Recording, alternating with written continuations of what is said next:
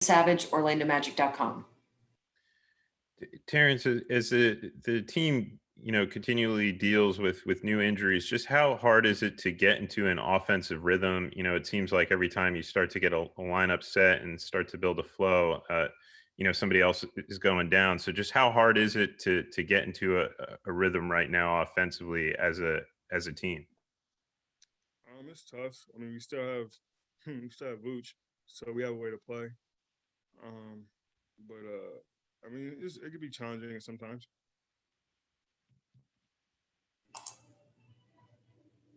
Josh Robbins, The Athletic. Terrence, at a time like this, how is the team spirit and its toughness reacting to yet another bit of adversity? We're good. We're just trying to figure out what to do. How we're gonna figure things out. Just we're trying to deal with everything on the fly. So I mean, we're doing a good job. Josh Cohen, OrlandoMagic.com.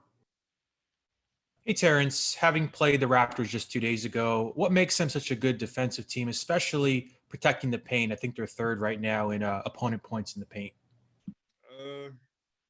They run a lot of box and one, triangle and two, and they like to do a lot of running jumps. So I think it's just their way of their style of defense catches a lot of people off guard, and I think people are starting to adjust to it a little bit more. But they play a lot of box and one and triangle two. So.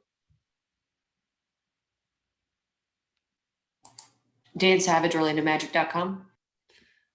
Terrence, along the same lines, when you're going against the Raptors defense, where do the opportunities come? Where are some of the holes in the defense that you guys can try to take advantage of? We just gotta move the ball. These are the type of games where the Raptors they run and jump, they trap a lot. They kind of they have a couple of guys that kind of just do whatever on defense, and they're allowed the freedom to go double team or trap or go attack the ball.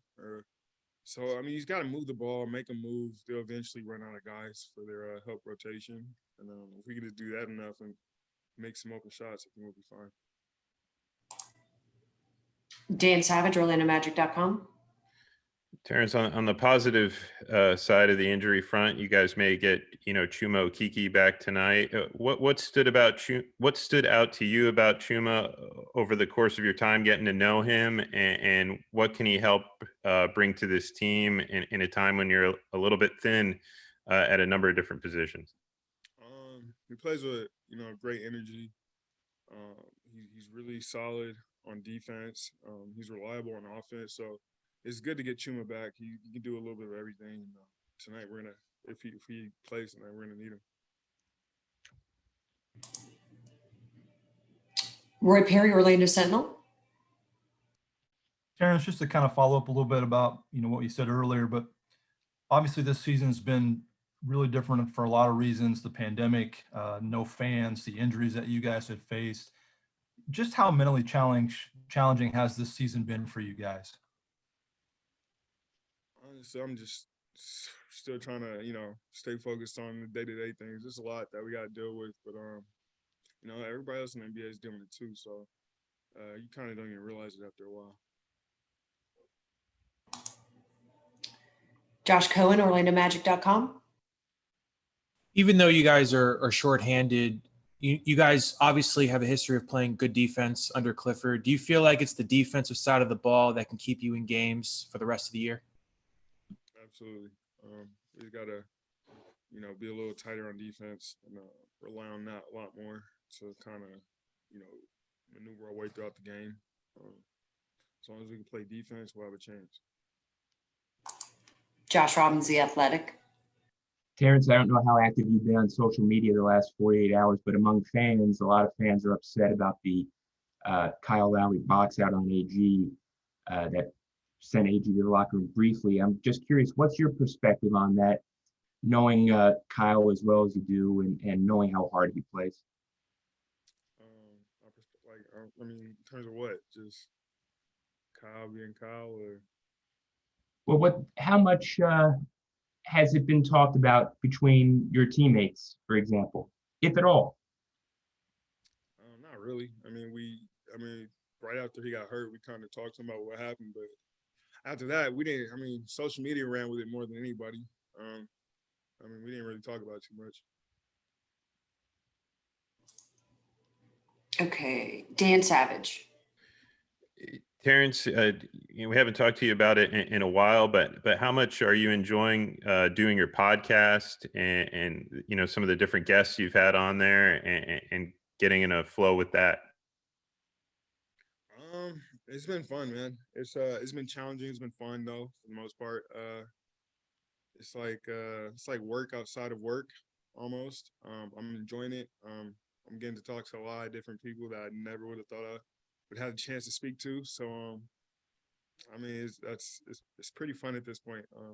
Getting sponsors, we're getting more and more guests to bring on. So it's growing, and it's been about almost about 6 months, almost 7 months. So we've been doing it for a while, and I'm getting into kind of like a routine, and it's been fun. Go ahead, Dan. Did you ever think that you'd be, obviously you had a passion for basketball and comics and some of those things, but did you ever think it'd be as far reaching that you start talking about stocks and some of the other subjects that you've been addressing? No, that's the beauty about podcasting. It's literally the bridge to wherever you want to go, whatever you want to talk about, whatever you want to do. And I think that freedom to allow me to talk about a lot of different things is kind of surprising a lot of people. I'm getting a lot of good feedback from it. And it's fun, man. I mean, it's kind of keeping up with current events. We get to talk about, whatever's going on in the world and whatever's, exciting. So it's been fun, man. It's been a nice little distraction from, just this long pandemic and everything that's going on in the world. So it's definitely been fun. Josh Robbins, The Athletic. I'm curious, Terrence, whether your podcasting experience makes you more empathetic to us when we ask a bad question. Like, y'all don't even understand. Like, I see it from a different point of view now. It is so, I feel trying to get somebody to come on the show, I feel like I'm just annoying, intruding. I don't want to feel like, I don't want to bother you again, but what time are you gonna come on? Are you still good? Yeah. So I definitely understand what you guys are going through, coming up with questions and keeping them talking is it's a lot more challenging, than what the person getting interviewed realizes. So yeah, I have a whole new respect for you guys. If I can just follow up, I hate to be annoying and prodding, I know what you're talking about. but I'm just curious, years from now, however long it is before you decide, whether it's 10 years from now, is this something you'd like to continue to do? Oh, for sure. It's gonna be life after basketball for me. I'm trying to grow it now. Being in the NBA and having this platform and having the reach I do at this point in time, this could be a good starting point, jump off point for me to kind of grow this brand until when I'm done playing, and people could probably know me for something else. Forget that I almost played basketball at one point. So it's gonna be a long journey, and I know this is the first step, but hey man, I'm here for it. Dan Savage. Terrence, obviously the pandemic has made it tougher to be around these people, but you're around, and I'm sure you're friends with people that have had successful podcasts. Quentin Richardson with the Knucklehead podcast. Have you reached out to, or who have you reached out to kind of gain guidance of how to structure things or lean on as you're trying to develop it? Yeah, I for sure talked to Q Rich a couple times. I reached out to even JJ Redick and his group, and it's a bunch of guys that are former athletes who are doing their own podcasts. Josh Hart has a really good podcast, so it's fun to reach out to those guys and get their point of view and see how they're structuring things and how they're dealing with things. But for the most part, I think I'm trying to go in a whole completely different direction, and I think that sports is fun. It's always going to be a topic every now and then, but I think that I'm trying to differentiate how you say it, differentiate. Yeah, either way, I'm trying to separate myself from the rest of the guys. I don't really want to be too much of the sports guy. I'm kind of want to get into new things. So I try to reach out to a ton of different type of podcasts who have comedians or doctors on. So I try to learn from everybody.